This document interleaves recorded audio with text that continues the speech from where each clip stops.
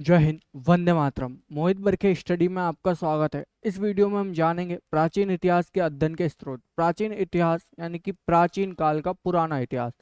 प्राचीन का मतलब होता है पुराना, इतिहास का मतलब होता है ऐसा ही था, अध्ययन का मतलब होता है किसी भी चीज़ की रिसर्च करना, स्रोत का मतलब होता है उसके सोर्स यानी कि क्या क्या चीज़ हमें प्राप्त हुई। इस वीडियो में हम जानेंगे, ये मेरे नोट्स है जब मैं पढ़ाई करता था कॉलेज के पहले सेमेस्टर में, ग्रेजुएशन के टाइम के मैंने बना रखे हैं, तो सोचा कि इसके ऊपर वीडियो बनाया जाए। अ, भारत के इतिहास के संबंध में अनेक स्रोत प्राप्त हुए। कुछ स्रोत काफी विश्वसनीय व वैज्ञानिक है। विश्वसनीय मतलब कि जिन पर भरोसा किया जा सके। वैज्ञानिक का मतलब है उस पर रिसर्च करी गई, उस पर तथ्यात्मक तरीके से उसमें प्रामाणिकता के साथ उसमें विचार किया गया। वैज्ञानिक शब्द जहां भी आए आप यहाँ पर जानें कि ये एक विज्ञान से रिलेटेड है। विज्ञान का मतलब है जिसको अनुभव किया जा सके, उसके ऊपर काम किया जा सके, उसका निष्कर्ष निकाला जा सके। तो हमारे पास प्राचीन भारत के इतिहास तीन प्रकार के मिलते हैं। पुरातात्विक स्रोत जो कि पुरातत्व से जुड़े हैं, साहित्यिक स्रोत और विदेशी स्रोत। पुरातात्विक स्रोत वे होते हैं जिन्हें खुदाई कर कर या फिर पुरा यानी कि पुराने समय के और खुदाई कर कर आर्कियोलॉजिकल तरीके से प्राप्त किया गया हो, जिनकी जिनकी कोई लिखित प्रमाणिक जानकारी न हो, वे पुरातात्विक साक्ष्य कहलाते हैं। साहित्यिक का मतलब होता है जिन्हें व्यवस्थित तरीके से लिखा गया हो, उनकी जानकारी हमें इतिहास में मिलती हो, वे। और विदेशी स्रोत वे कहलाते हैं जो विदेशों के द्वारा प्राप्त किया गया हो, विदेशी यात्रियों द्वारा लिखा गया हो। क्योंकि उस समय हमारे देश में जो प्राचीन सभ्यता थी, हड़प्पा सभ्यता, जिसकी लिपि थी वो चित्रात्मक थी, जिसे पढ़ा नहीं जा सका, जिस कारण से हमारे यहाँ पर जो स्रोत होते लिखे वो बहुत कम मिलते उस समय के। हमारे पास वैदिक संस्कृति आई तब जाकर हमें प्राप्त हुआ जानकारी लेखन की। तो विदेशी स्रोत यानी कि विदेशी यात्री आए, उन्होंने हमारे देश के ऊपर लिखा, तो ये हमें जानकारी मिलती है कि हमारे देश के बारे में क्या उस समय की स्थिति थी। पुरातात्विक स्रोत, इनका संबंध प्राचीन अभिलेखों, सिक्कों, स्मारकों, भवनों, मूर्तियों, चित्रकला से, यानी कि ये सब इसके अंतर्गत आते हैं, क्योंकि इनको खोद कर, इनको प्राप्त करके हम जानकारी प्राप्त करते हैं। जैसे प्राचीन अभिलेख, यानी कि अभिलेख का मतलब होता है जो शिलालेख जैसे होते हैं उसके ऊपर लिखे होते हैं। और स्मारकों, सिक्कों, ये सब की जानकारी मिलती है। राजा महाराजाओं या से उस समय जो सिक्के चलाए जाते थे, वो जानकारी हमें प्राचीन पुरातत्व से मिलती है। स्मारकों यानी कि स्मारक बनाए जाते थे उस समय, भवनों, इन सब से हमें जानकारी मिलती है कि जो सभ्यता होती है उसकी जानकारी हमें मिलती है। चित्रकला कैसी थी वहां की। ये काफी विश्वसनीय होते हैं। क्यों? क्योंकि हम इनसे प्रत्यक्ष यानी कि डायरेक्टली हम इनसे कनेक्टेड हो पाते हैं। जो अदर स्रोत होते हैं जैसे कि साहित्यिक, क्योंकि साहित्य का मतलब होता है हर व्यक्ति के पास अलग अलग दिमाग है और हर कोई अलग अलग तरीके से सोचता है।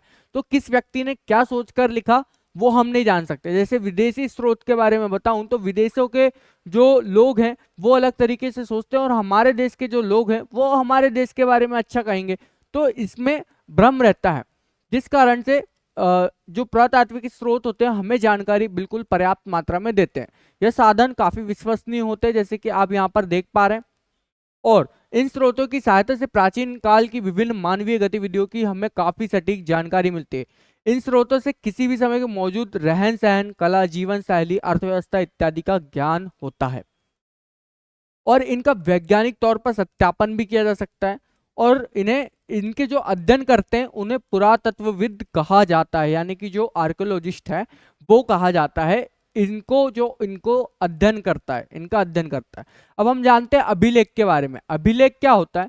अभिलेख वो होता है जो पत्थर, स्तंभ, धातु की पट्टी व मिट्टी की वस्तुओं पर उकेरे हुए प्राप्त होते हैं, ये अभिलेख कहलाते हैं। प्राचीन अभिलेखों के अध्ययन को पुरालेख शास्त्र कहा जाता है, जबकि इन अभिलेखों की लिपि के अध्ययन को पुरालिपि शास्त्र कहा जाता है। लेखों के अध्ययन को इपिग्राफी कहा जाता है। अभिलेखों का उपयोग शासकों द्वारा आमतौर पर अपने आदेशों का प्रचार करने के लिए करते थे। जो भी शासक होते थे उस समय, जो भी राज्य चलाते थे वे अपने जो विचार होते थे उनको लोगों तक पहुंचाने के लिए अभिलेखों का उपयोग करते थे। यहाँ तक आपको जानकारी प्राप्त हुई। जो पुरातत्व के माध्यम से हमें प्राप्त होते हैं, जिनकी जानकारी हमें प्राप्त होती है, पुरातत्व यानी कि खुदाई की गई जो वस्तुएं होती है उसके माध्यम से हमें प्राप्त होते हैं, प्रत्यक्ष मिलते हैं, डायरेक्टली मिलते हैं, ये जो भी स्रोत होते हैं। ये अभिलेख आमतौर पर ठोस सतह वाले स्थानों पर वस्तुओं पर मिलते हैं। लंबे समय तक अमिट्य बनाने के लिए इन्हें ठोस सतहों पर लिखा जाता है, यानी कि जो अमिट्य का मतलब है इनको लंबे समय तक ये टिका रहे, मिटे ना, इस कारण से इन्हें क्या ठोस बनाया जाता है, ठोस सतहों पर लिखा जाता है। इस प्रकार अभिलेख मंदिरों की दीवारों, स्तंभों, स्तूपों, मोहरों तथा ताम्रपत्र इत्यादि पर होते थे। जो भी हमें अभिलेख मिलते हैं, जो भी जानकारी मिलती है हमें, इन सब के माध्यम से मिलती है। यह अभिलेख अलग अलग भाषाओं में लिखे जाते थे। इसमें प्रमुख भाषा जो होती थी संस्कृत होती थी, पाली होती थी, और संस्कृत, पाली और ये सब भाषाएं प्राकृतिक भाषा थी उस समय।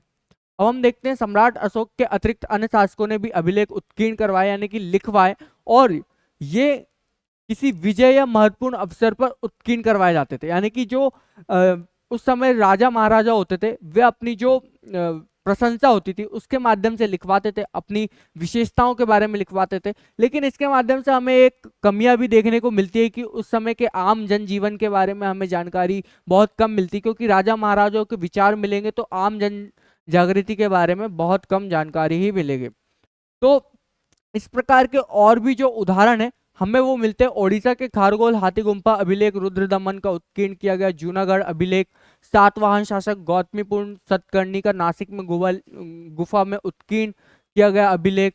समुद्रगुप्त का प्रयाग स्तंभ अभिलेख, स्कंदगुप्त का जूनागढ़ अभिलेख, यशोवर्मन का मंदसौर अभिलेख, पुलकेशिन द्वितीय का ऐहोल अभिलेख, प्रतिहार सम्राट भोज ग्वालियर अभिलेख, विजय सेन का देवगढ़ अभिलेख। ये कुछ अभिलेख थे हमें जानकारी प्राप्त मिलती है जो इतिहास के हमें जानकारी देते हैं।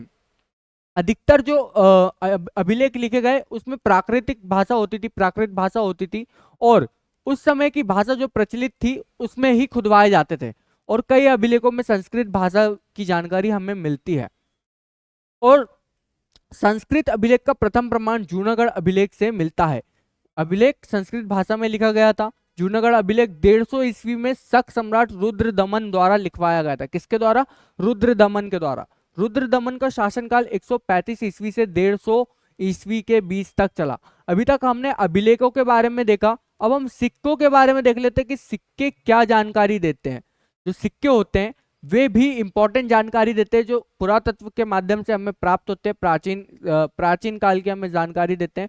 प्राचीन काल में लेन देन के लिए उपयोग की जाने वाली वस्तु विनिमय प्रणाली के स्थान पर सिक्के आए। पहले क्या होता था, जब हड़प्पा सभ्यता थी उस समय भी हमें मोहरों की जानकारी मिलती है, लेकिन उस समय बार्टर सिस्टम था, मतलब कि वस्तु के बदला वस्तु विनिमय प्रणाली। लेकिन ये धीरे धीरे समझ आई लोगों में कि भाई 10 रुपए की दाल के बदले में आपको कोई ढेर सारा सोना चांदी दे रहा है, तो दाल और सोने में तो काफी अंतर है ना। इस कारण से वहां पर फिर सिक्कों का प्रचलन आया कि जितना आमदनी है उस हिसाब से ही आप वस्तुएं दी जाएंगी। तो फिर धीरे धीरे सिक्कों का प्रचलन आया। सिक्कों में भी काफी विकास आया, कभी सोने के बनाने लगे तो कभी चांदी के बनाने लगे, काफी सारी समस्या आई, लोहा सोना चांदी ऐसे में बदलते गए हैं।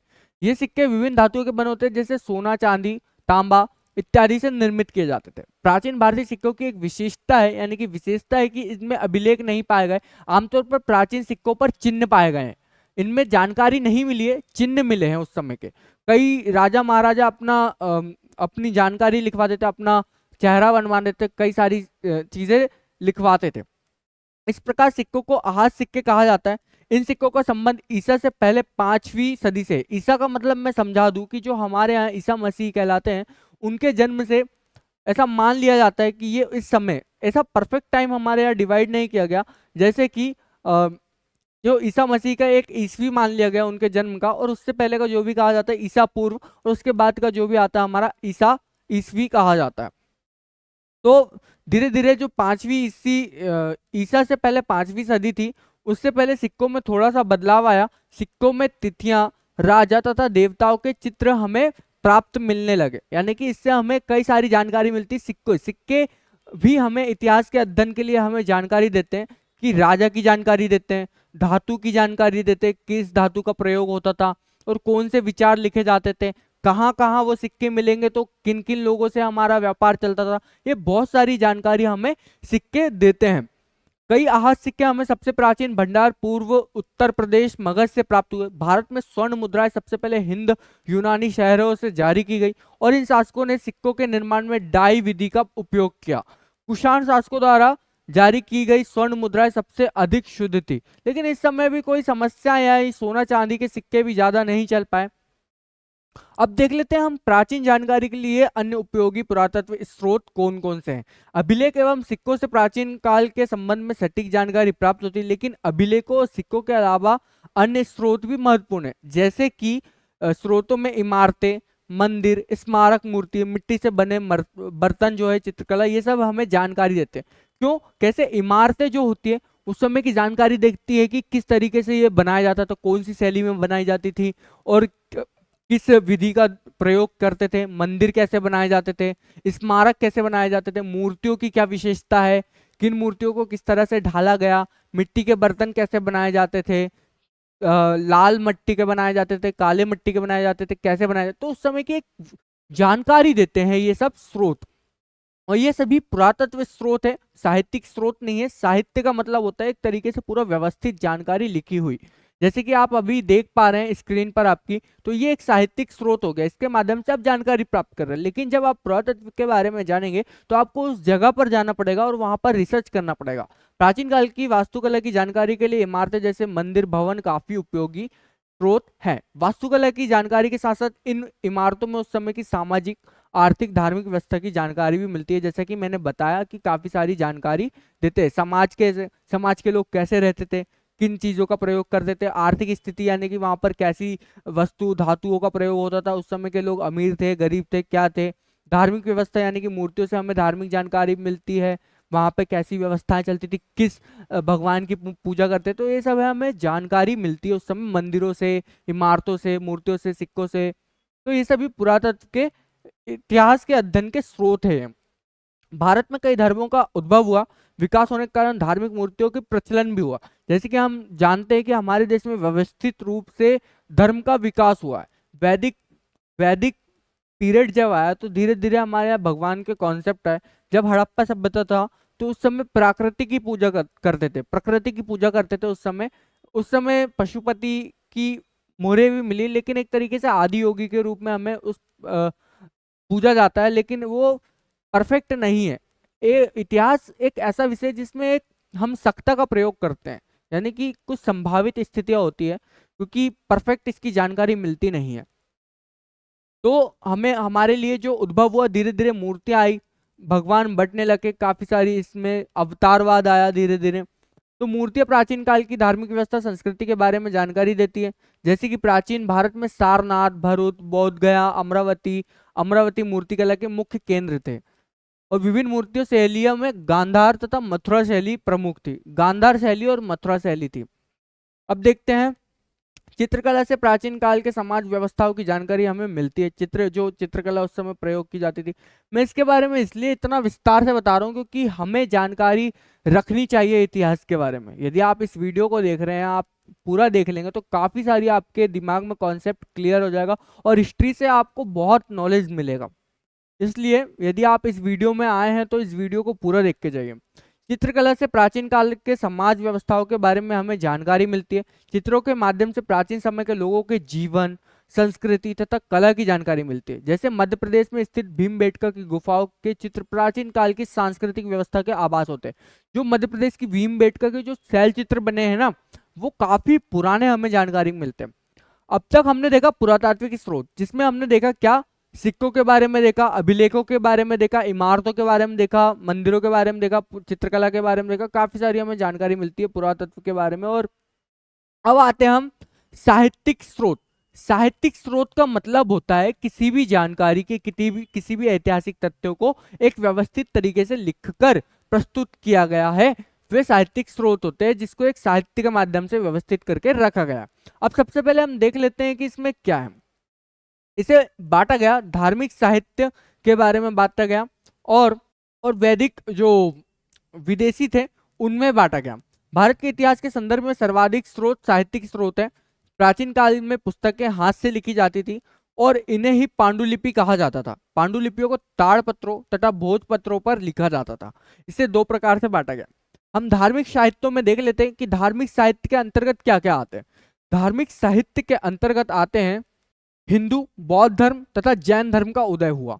यानी कि प्राचीन काल में हिंदू, बौद्ध और जैन धर्म उदय हुआ। जब धीरे धीरे हमारे देश में सभ्यता आई, वैदिक सभ्यता आई, फिर उसके बाद बौद्ध आया, जैन धर्म आया, ये सब आए, तो इस समय क्या हुआ, जो दार्शनिक थे, विद्वान थे, धर्म के आचार्य थे, उन्होंने अपनी पुस्तकों की रचना की।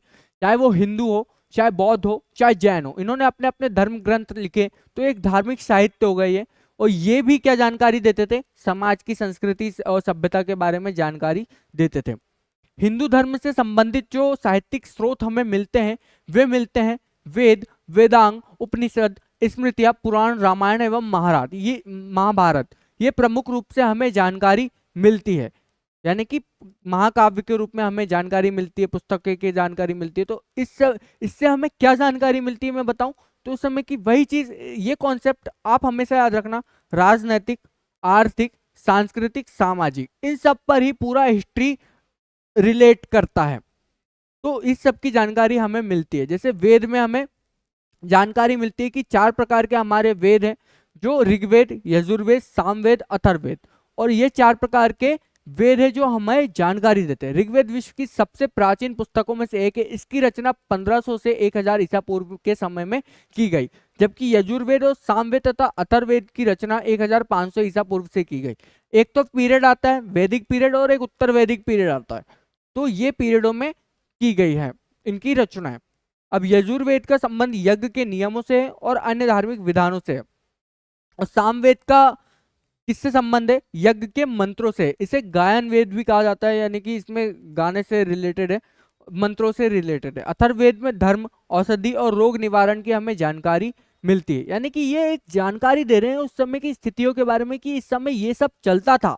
जैसे कि यज्ञ मंत्र चलते थे, सामवेद हमें जानकारी दे रहा है, यानी कि इतिहास की जानकारी दे रहा है। वैसे ही हमें यजुर्वेद भी जानकारी देता है कि उस समय यज्ञ के नियम थे, धार्मिक विधि विधान थे, कानून थे, इस हिसाब से वहां पर काम चलता था।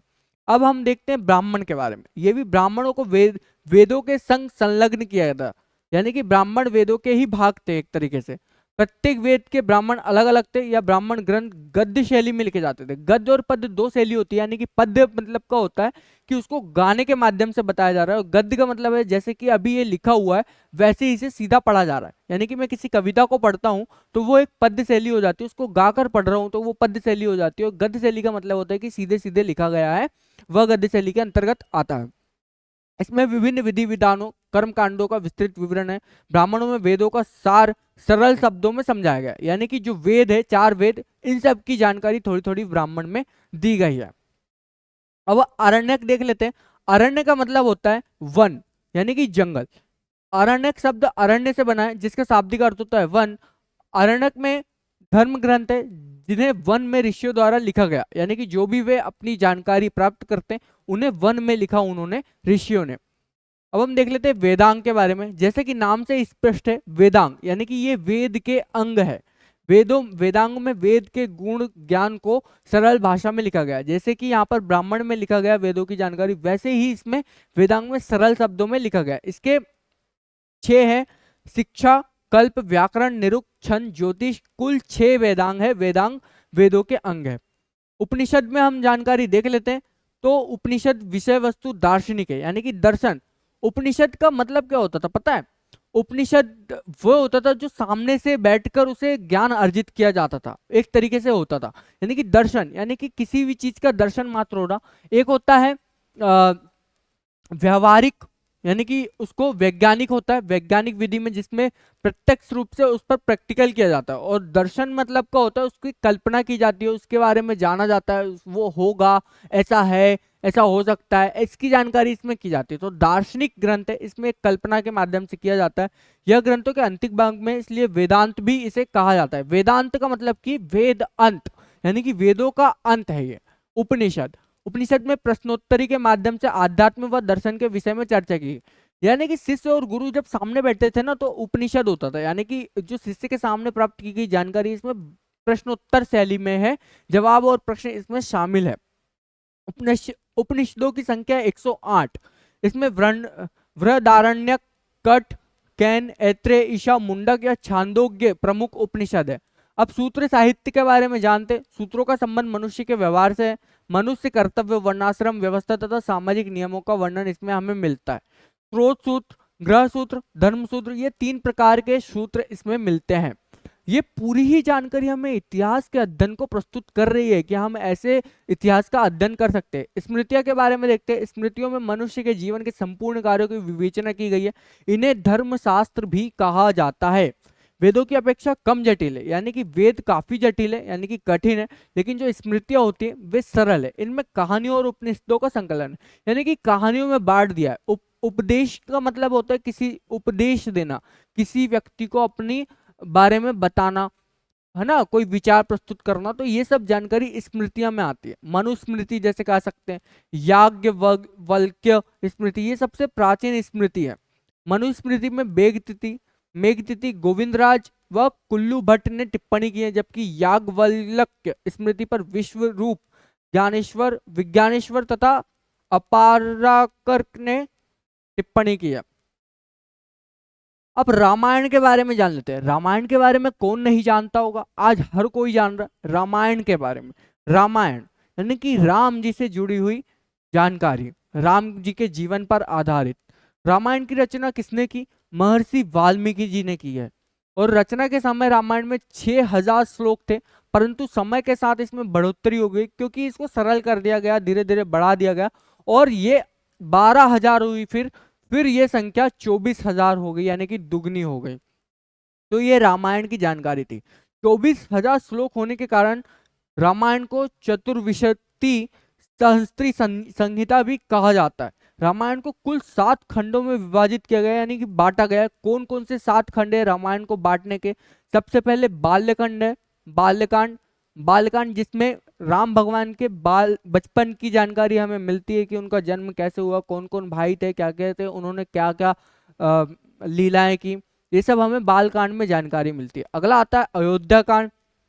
अयोध्या कांड में वे जब बड़े हुए थोड़े, वे जानकारी आती है, उनके बारे में हमें जानकारी मिलती, क्या क्या घटनाएं हुई। अरण्यक कांड यानी कि इसमें जंगलों से वे जब भटक रहे थे, जब उनका वो हुआ वनवास हुआ, तब की जानकारी हमें मिलती। किष्किंधा कांड में हमें जानकारी मिलती जब वे सुग्रीव जी से मिलते हैं, तब वहां पर वे बाली को भी मारते, काफी सारी हमें जानकारी मिलती है। सुंदर कांड के बारे में जानकारी मिलती है, हनुमान जी से जुड़ी। और युद्ध कांड के बारे में जानकारी मिलती है, जिसमें रावण का युद्ध होता है राम जी के साथ। और फिर उत्तर कांड के बारे में हमें जानकारी मिलती है, जब रावण का युद्ध खत्म हो जाता है, उसके बाद रामायण की क्या स्थिति होती है वे जानकारी मिलती है। सीता माता का जो अग्नि परीक्षा हुई, काफी सारी जो राजपाट ये सब उन्होंने किया, तो काफी सारी हमें जानकारी मिलती है रामायण से। तो ये भी हमें प्राचीन इतिहास की जानकारी हमें देते हैं। अब महाभारत के बारे में देख ले, तो महाभारत के बारे में तो सभी जानते हैं। महाभारत एक बहुत बड़ा महाकाव्य है, एक तरीके से महाभारत विश्व के सबसे बड़े महाकाव्यों में से एक है। इसकी रचना किसने की? महर्षि वेदव्यास ने। और रामायण की किसने की थी? वाल्मीकि जी ने की थी। यह एक काव्य है, ग्रंथ है, इसे पंचवेद भी कहा जाता है। यह प्रसिद्ध यूनानी ग्रंथों में इलियड और ओडिसी की तुलना में काफी बड़ा है। जो यूनानी ग्रंथ है उनसे भी काफी बड़ा है ये। रचना के समय इसमें 8,800 श्लोक थे, जिस कारण से इसे जय संहिता भी कहा गया। बाद में इसकी संख्या 24,000 हो गई, और उसकी रामायण की भी कितनी है? 24,000, जिसे इसे भारत कहा गया। गुप्त काल में श्लोकों की संख्या 1,00,000 होने पर इसे महाभारत किया गया। गुप्त काल जब आया तब 1,00,000 श्लोक हो गए, तो इसे महाभारत कह दिया गया। महाभारत को 18 भागों में बांटा गया है। कौन कौन से? आदि, सभा, वन, विराट, उद्योग, भीष्म, द्रोण, कर्ण, शल्य, सौप्तिक, स्त्री, शांति, अनुशासन, अश्वमेध, आश्रमवासी, मौसल, महाप्रस्थानिक तथा स्वर्गारोहण। महाभारत में न्याय, शिक्षा, चिकित्सा, ज्योतिष, नीति, योग, शिल्प व खगोल विद्या इत्यादि का विस्तार से वर्णन है। यानी कि आप महाभारत देखोगे ना, तो महाभारत में काफी सारी जानकारी आपको मिलेगी। यानी कि इसमें काफी सारी जानकारी की गई है। जो शासन व्यवस्था है, न्याय कैसे किया गया, वहां पर कैसे एजुकेशन दी गई, चिकित्सा कैसे प्रदान की जाती थी, ज्योतिष कैसी विद्या थी, वहां पर नीति कैसे अपनाई जाती थी, योग के बारे में उसमें जानकारी दी गई, शिल्प के बारे में हमें जानकारी मिलती है, बहुत सारी हमें जानकारी महाभारत के अंतर्गत मिलती है। केवल एक शो नहीं है, कभी आप महाभारत सीरियल भी देखोगे तो एक शो नहीं है ये, इसके माध्यम से हमें हमारे इतिहास की जानकारी बतलाई जाती है। तो ये एक इतिहास का स्रोत है। अब हम देखते हैं पुराणों के बारे में। पुराण, पुराण सृष्टि में प्राचीन ऋषि मुनियों व राजाओं का वर्णन है। पुराणों की संख्या कितनी है? 18 है। प्राचीन आख्यानों का वर्णन होने से इसमें पुराण कहा जाता है इन्हें। जो प्राचीन जो भी जानकारी होती है उनका वर्णन इसमें होता है। इसकी रचना संभवतः ईसा से 5वीं शताब्दी पूर्व की गई, यानी कि जब ईस्वी आई उससे 5वीं शताब्दी पूर्व में इसकी रचना की गई है। इसमें क्या क्या हमें जानकारी मिलती है? विष्णु पुराण, मत्स्य पुराण, वायु पुराण, ब्राह्मण पुराण तथा भागवत पुराण काफी सबसे इंपॉर्टेंट पुराण है ना। विष्णु पुराण के बारे में हमें जानकारी मिलती है। इन पुराणों में विभिन्न राजाओं की वंशावलियों का वर्णन है, इसलिए पुराण ऐतिहासिक दृष्टि से सबसे महत्वपूर्ण है। यानी कि जो राजा महाराजा है उनका कैसा वंश आगे बढ़ा, क्या चला, किस तरीके की जानकारी इसमें पुराणों में मिलती है। तो ये भी एक इतिहास के अध्ययन के स्रोत के लिए इंपॉर्टेंट है। पुराणों में विभिन्न देवी देवताओं को केंद्र मानकर पाप व पुण्य, धर्म, कर्म इत्यादि का वर्णन किया गया। मत्स्य पुराण में सातवाहन वंश का वर्णन है। सातवाहन में सातवाहन राजाओं ने मात्र सत्तात्मकता को भी अपनाया था, यानी कि मात्र को सबसे ऊपर रखा। जबकि वायु पुराण में गुप्त वंश का वर्णन है, यानी कि कौन कौन से वंश गुप्त वंश में आए उसकी जानकारी मिलती है। मार्कंडेय पुराण में देवी दुर्गा का वर्णन मिलता है, इसमें दुर्गा सप्तती का उल्लेख भी मिलता है। अग्नि पुराण में गणेश पूजा की जानकारी मिलती है। 18 पुराणों में के जो नाम है वो इस प्रकार से, 18 कौन कौन से पुराण है अब देख लो। ब्रह्मा, मार्कंडेय, स्कंद, पद्म, अग्नि, वामन, विष्णु, भविष्य, कूर्म, शिव, ब्रह्मावर्त, मत्स्य, भागवत, लिंग, गरुण, नारद, वराह तथा ब्राह्मण पुराण, यानी कि ब्रह्मांड पुराण। यानी कि ये सभी पुराण आपको जानकारी आपको यहाँ पर मिली है, तो इसके बारे में आप जानें। विष्णु, वायु, मत्स्य और भागवत पुराण में राजाओं की वंशावलियां जानकारी मिलती है और इन्हें सरल रूप से बताया जाता है। अब बौद्ध धर्म से संबंधित हम जानकारी देखते हैं। अभी तो हमने हिंदू धर्म के बारे में देखा कि हिंदू धर्म के कौन कौन से जानकारी मिलती है, जैसे कि वेद हो गए, ब्रह्मांड हो गए, वेदांग हो गए, रामायण हो गए, महाभारत हो गए, ये सभी हिंदू धर्म से रिलेटेड है। अब जब धीरे धीरे हिंदू धर्म में जब बुराइयां आनी शुरू हुई तो धीरे धीरे क्या हुआ, जो नए विचार आने शुरू हुए उसके बाद, जैसे बौद्ध आए, जैन आए, तो इन सब के भी अपने विचार प्रस्तुत किए गए। तो बौद्ध धर्म भी हमें उस समय की सामाजिक स्थितियां, परिस्थितियां, काफी सारी जानकारी हमें देता है। तो इन्होंने भी अपनी जानकारी लिखी, अपनी रचनाएं की, तो बौद्ध धर्म से हमें जानकारी मिलती है। बौद्ध धर्म के प्रचार के साथ साथ इसमें साहित्यिक वृद्धि भी हुई। इसके मुख्य अंग कौन कौन से हैं? जातक और पिटक है। जातक में जो बुद्ध की कहानियां होती है, बुद्ध पिटक होते हैं, इन सब में उनके अनुशासन, उनकी जानकारी मिलती है, उनके नियम की जानकारी मिलती है बुद्ध धर्म के। तो काफी सारी उस समय की स्थितियों, इतिहास की जानकारी मिलती है हमें। जातक में महात्मा बुद्ध के पूर्व जो जन्म है उनकी जानकारी हमें मिलती है। कथाओं के बारे में हमें समाज की जानकारी मिलती है, जो जातक कथाएं होती है। त्रिपिटक, यानी कि जो त्रिपिटक है, बुद्ध धर्म पिटक, अभिधम पिटक और एक और है, तो ये सभी बौद्ध साहित्य का ग्रंथ है। ये यहाँ पर लिखे हैं, सुत्त पिटक, विनय पिटक तथा अभिधम पिटक। त्रिपिटक में प्राचीन भारत की सामाजिक धार्मिक व्यवस्था का आभास होता है। सुत्त पिटक के 5 निकाय कौन कौन से? दीघ निकाय, मध्यम निकाय, संयुक्त निकाय, अंगुत्तर निकाय, खुद्दक निकाय। ये सभी निकाय किसके अंतर्गत आते हैं? सुत्त पिटक के अंतर्गत आते हैं। अब विनय पिटक में हम देखते हैं, विनय पिटक में बौद्ध संघ के नियमों का वर्णन है, यानी कि इसके 4 भाग है।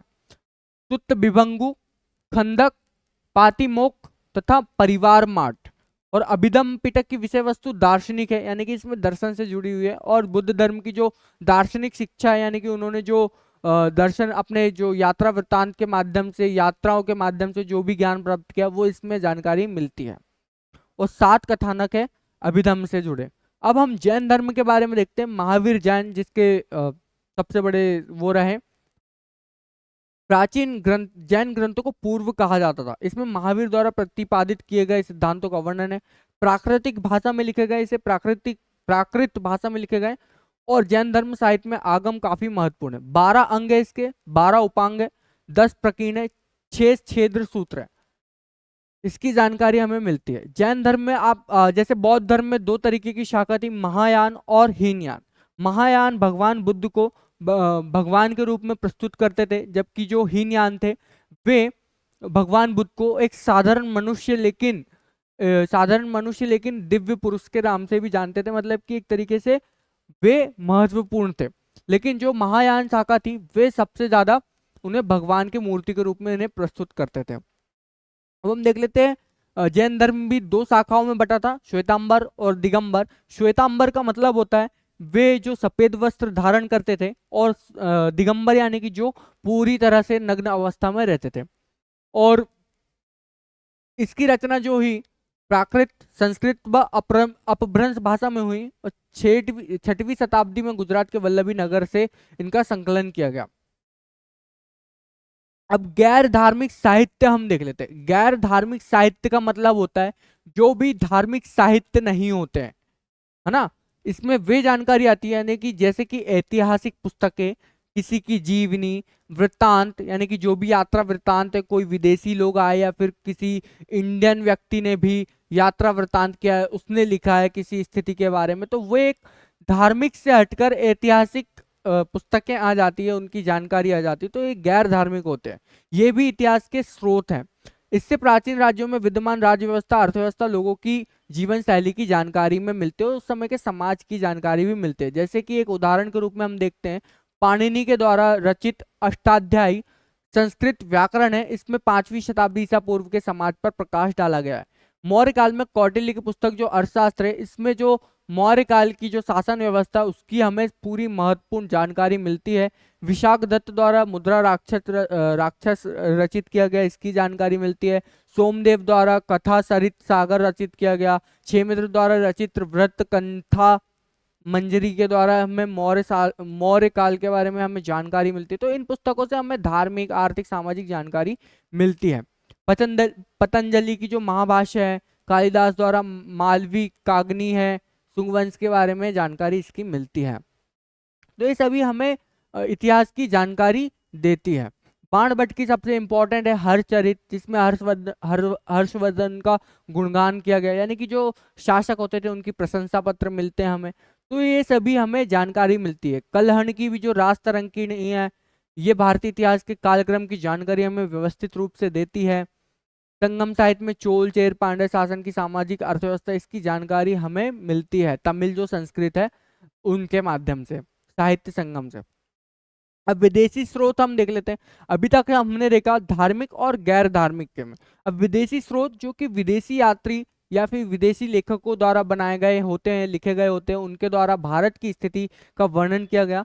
इसमें यूनानी, रोम के लेखक, चीनी लेखक, अरबी लेखक, यानी कि ये सभी हमारे देश में यात्रा करने गए हैं, या फिर किसी माध्यम से आए, या फिर युद्ध के माध्यम से कई लोग आए, या फिर ढूंढते ढूंढते आए। जैसे विदेशी यात्री फायान आए, वैनसांग आए, तो इन्होंने लिखा हमारे देश के बारे में, जो भी महसूस किया।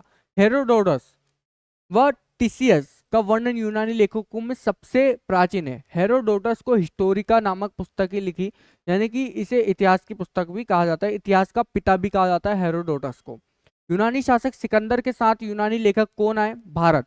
इनमें कौन कौन शामिल थे? नियार्कस, अनार्सिक्रिटस, अरिस्टोबुलस, इनके वृतांत महत्वपूर्ण है। एरिस्टोबुलस ने हिस्ट्री ऑफ द वॉर नामक पुस्तक लिखी, जबकि अनाश्री कृष्ण ने सिकंदर की जीवनी लिखी। तो हमें इसकी जानकारी मिलती है। सिकंदर के बाद हमें मेगास्थनीज मिलते हैं, डायकेमस मिलते हैं, डायमेकस मिलते हैं। डायनोसियस का योगदान भी इसमें इंपॉर्टेंट है, जिन्होंने मेगास्थनीज, सबसे इंपॉर्टेंट पुस्तक है मेगास्थनीज की इंडिका। इसमें मौर्य काल के समाज के प्रशासन की जानकारी हमें मिलती है, जो कि विदेशी स्रोत है। विदेशी स्रोत मतलब कि जो विदेशी के द्वारा लिखे गए। प्लिनी की पुस्तक नेचुरल हिस्टोरिका में भारत की वनस्पति, पशुओं तथा खनिज पदार्थों के साथ साथ भारत और इटली के व्यापारिक संबंधों की भी जानकारी मिलती है। नेचुरल हिस्टोरिका में प्लिनी ने लिखी ये पुस्तक। और टॉलेमी द्वारा रचित जियोग्राफी सबसे ज्यादा इंपॉर्टेंट है, इसमें भारत के विभिन्न पहलुओं पर विवरण किया गया। अब चीनी लेखक के बारे में हम जान लेते हैं। चीनी लेखक जो मुख्यतः भारत में धार्मिक यात्रा के उद्देश्य से आए थे, वे मुख्यतः बौद्ध धर्म का अध्ययन करने के उद्देश्य से आए थे, लेकिन उन्होंने हमें हमारे देश की जानकारी लिखी, जिसमें फायान, वेनसांग, इत्सिंग प्रमुख थे। फायान चंद्रगुप्त द्वितीय के समय भारत में आया और इसने कौन सी पुस्तक लिखी?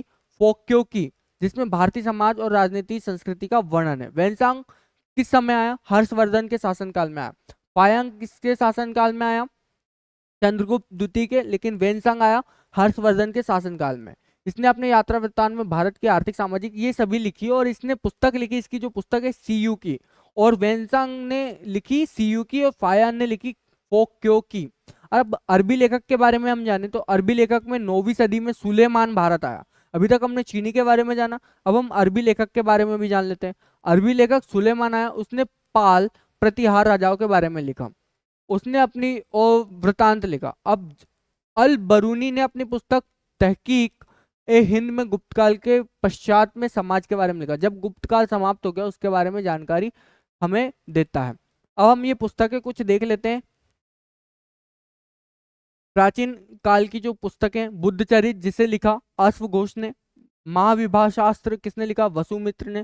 कामसूत्र किसने लिखा? वात्स्यायन ने। मेघदूत किसने लिखा? कालिदास ने।